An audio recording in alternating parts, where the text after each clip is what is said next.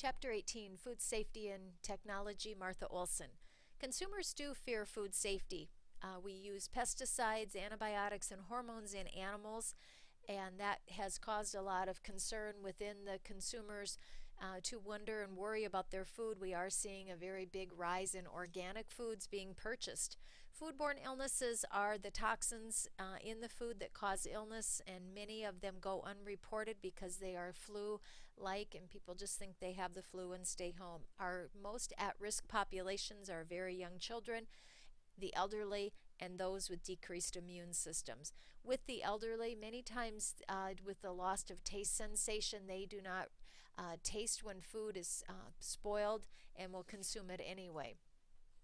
With our food safety, we know the bacteria, viruses, and parasites are those disease-causing pathogens, and the result is that interaction of three different factors. You have to have the pathogen present, you have to have the host, or the person that gets sick, and then the environment. And many times it is not keeping food at a temperature cool enough to prevent the bacteria from growing. Food poisoning does tend to occur more often in summer months because food is left out. We tend to picnic more, and some of those things that predispose food to getting too warm and letting the bacteria grow. Symptoms do appear suddenly. Many times people will eat something and within a few hours be very sick to their stomach, have diarrhea and vomiting. We know that food handling practices are all throughout the producer, the transportation, the consumer that buys it, and also the people that are selling it. You know, at Fairway, when you go to the store, are they keeping the food cold enough, looking at shelf life? So there are many different steps within that chain of getting food from the producer to the consumer. When we look at food safety, we know that there are many common foodborne illnesses with S. aureus. That's a toxin often found in potato salad, cream-filled pastries from food that's left unrefrigerated, causing diarrhea, vomiting, and cramps, which are the most common symptoms in all of these. Your botulism, Clostridium botulism, is rare but very deadly. It's from improperly canned foods. That's why your home ec and your extension services are trying to get people, to make sure that they are canning foods properly. We also see this from honey that's consumed in children less than 1 year of age. They do not have the stomach acid to kill the botulism, and so children under the age of 1 are not to consume any form of honey. The tendency for that is progressive paralysis of the respiratory system, and the child under the age of 1 will die. Salmonella is very prevalent in poultry, eggs, ice cream, seafood. The bacteria enter the egg directly from the laying hen, and that's what causes the condition. Peanut butter was recalled recently with salmonella, and so that was another recall that we have seen in the recent. E. coli is from raw and undercooked meat. That's why at the restaurant they will tell you they do not recommend you order your meat, raw. Unpasteurized fruits and vegetable juices also are a cause of that, and we know that E. coli is normally found in the colon of people and animals. And when we look at the E. coli, when manure is spread from cows onto the fields, that's where the contamination happens, because the E. coli in the manure then contaminates the food. That's why they tell you to, wash fruits and vegetables very well before consuming. The symptoms can lead to kidney failure. Not many years ago, Jack and Jill food restaurant that makes the hamburgers in Oregon had several people that died from E. coli. It ruined their kidneys, and they died as a result of kidney failure. Exposure can be anywhere. Manure runoff into rivers and lakes can cause that. It can be from food processing, dirty equipment, employees that do not wash their hands, poor food safety practices, poor food handling.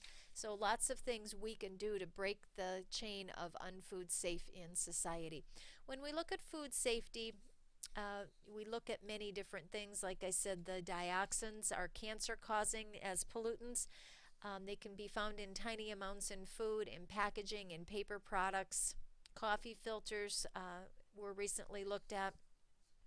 Chemical contamination is less significant as a public health hazard, but we do know that with pesticides, they're used to control plant diseases, insecticides, weeds, and pests, and we're seeing more pesticides used today in the farm and the farming operation than we did in the past. Pesticides are used to promote or protect the crop and increase yields, and they help to make more food more available and affordable for the consumer. Infants and young children are susceptible to the hazards of pesticides, and it's because of their small size, they're rapidly growing, and their nervous system is immature, which can lead to problems with any pesticide that gets consumed in the food. When we look at the Consumers Union, it's a nonprofit that wants to eliminate high-risk pesticides, and they recommend washing and peeling fruits and vegetables, eating a variety of foods. The other thing to think about is where the food is coming from. If it's Argentinian grapes, do they have some safety procedures in that country that help promote food safety, or are they able to spray and use any pesticides that they want in their products? We know that with increased pesticide use, it's especially harmful to our farm workers who are exposed to those chemicals, and they are finding many farm workers have different types of cancers or other long-term health conditions as a result of use of pesticides on the farm over a long period of time. Our organic farmers are going without pesticides or fertilizers. They have to be certified. The land has to sit sterile for 3 years before food can be grown and sold as organic. And then we know that the animal drugs are used to maintain the health of the animal, to increase production. Drugs in the animal that enter our food increase our potential for health risks. The big one is antibiotics. Is there antibiotic resistant in the human population now as a result of all of the antibiotics used in the meat that we're consuming? That's a big question out there. And we also know that there are a lot of questions with growth hormones put in animals. Are they responsible for some of the obesity issues that we're seeing today as people consume the meat that has been hormonally changed to promote rapid growth of the animal? Is that affecting the obesity rates in the population? Looking at natural toxins, and aflatoxins are tree nuts, peanuts, oil seeds. They can cause liver cancer. From seaweed, we get paralysis and nerve toxicity from Citrugara. Methyl mercury is in our fish and shellfish, and that's why they tell pregnant women not to consume large amounts of fish. Poisonous mushrooms cause kidney failure, and solanine is from raw potato skins. So those are things that we know as far as food safety. Allergens and other things that we have. Keeping the food safe is everybody's job, all the way from the farm to the plate, as I said. And when we look at allergens, we know that many of them come from peanuts, fish.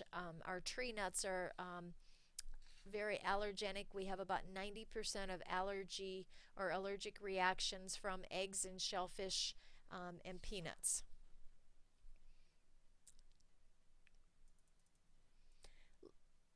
Looking then at food safety, we know it's the government's role. There are different governmental agencies that have the specific task of keeping us safe. This started back in 1938 with the Food, Drug, and Cosmetic Act because of a huge serious outbreak of food poisoning. It has been broken down now into 6 federal agencies. The FDA, Food, Drug Administration, works with domestic and imported foods except meat. The USDA then is responsible for the meat and poultry safety. The CDC monitors food poisoning. And then we look at our ag research. The Environmental Protection Agency helps with the drinking water, approves pesticides and other chemicals. So all of these government roles then come together to promote overall food safety. In looking at the industry's role, we know that the hazard analysis critical control point is where hazards could occur, and that's a table in the book that looks at that. It's a food industry program that helps with prevention of contamination by looking at areas where food contamination could occur. The USDA requires that for meat and poultry. The FDA requires it for seafood. low acidic canned foods, and the juice industry is looked at. And when we have a food code, it's that reference for restaurants, grocery stores, vending machines, and retailers on how to prepare, store, and serve food. How long can you keep food in your restaurant before it has to be discarded? When we look at food safety, we know that the consumer's role is to look at what we can do. Clean means to wash hands. Separate means to not cross-contaminate. When you cut and use your cutting board, you get a new cutting board, clean the cutting board between your vegetables and your meats. When we talk about cooking, it's getting it to the right temperature, and then the chilling is to refrigerate promptly and properly. We know that the food numbers to remember are 40 to 140. 40 or below is your refrigerator temps to keep food cool, and over 140 then is the cooking temperature minimum for our foods. And there are different numbers for your beef and chicken to be cooked at temperatures. When we look at large quantities of food, if I would make a very large pot of chili and then I would stick it in my refrigerator, that large pot of chili would not cool on the inside for a long period of time. So we would need to either put that into smaller containers to cool quickly, or do something else, because large quantities of food will not cool down fast enough. I often hear students in class talk about Thanksgiving and how they will consume the turkey at noon and they just leave things out, and then at 5-6 o'clock, when the family's done watching football for the day, they will make turkey sandwiches on this food that sat out most of the day. So a lot of different areas with the consumer's role we need to look at. The number one is hand washing. Are you washing your hands after using the toilet, after touching the raw chicken? And then separating the foods. Your refrigerator is a big place we can look at as far as putting the vegetables in the bin down below. Not having the eggs in the refrigerator door, because when the door opens up, that's the part that gets warm the fastest. And so you want to keep the foods that are the most vulnerable inside the body of the refrigerator. That's oftentimes why your condiments, your ketchup and mustard, things that aren't as you don't worry as much about food borne illness from them, are kept in the door of the refrigerator. So there are a lot of different things that we can do as we try to educate people in food safety. And it is a big concern because we are seeing more people eating in restaurants or eating fast foods, and just doing things in non-traditional ways with our busy society that we have today. When we look at who's at risk for foodborne illness, this would be a really good slide if you are in the healthcare profession to be thinking about, these are the patients that I really need to educate and do good teaching with. Your immune disorders, people with HIV or lupus, anything that affects your ability with your immune system to fight off things. Cancer and diabetes are long-term steroid use, because that decreases immunity over a long period of time. That would be your asthmatic that uses an inhaler that is a steroid. People with arthritis, rheumatoid arthritis, that are on steroids to decrease the inflammation in their joints. Your person with liver disease, your hemochromatosis, where that iron storage disorder that affects the liver, and then anybody with stomach problems, because they tend to take a lot of antacids, and we know when food hits the acidic stomach, the acid in the stomach is intended to kill bacteria, and when you take a lot of antacids, it increases the pH of the stomach, decreasing the ability of the acids to kill off bacteria, and then they're allowed to get into the small intestine and cause illnesses for the population. Infants and young children do not have fully developed immune systems. We know pregnant women are at special risk for Listeria monocytogenesis or toxoplasmosis. Our older adults have decreased immune systems. Anybody immunocompromised can't fight off disease as well. So those are our high-risk populations. We recommend no unpasteurized milk or juice. So if you go to a farm and they just milk the cow and they want you to try some, or make some apple juice out to a farm in the fall, not recommended. When we look at food safety practices, again, all the way from the farm to the market and to the consumer. This ends the first part of our chapter.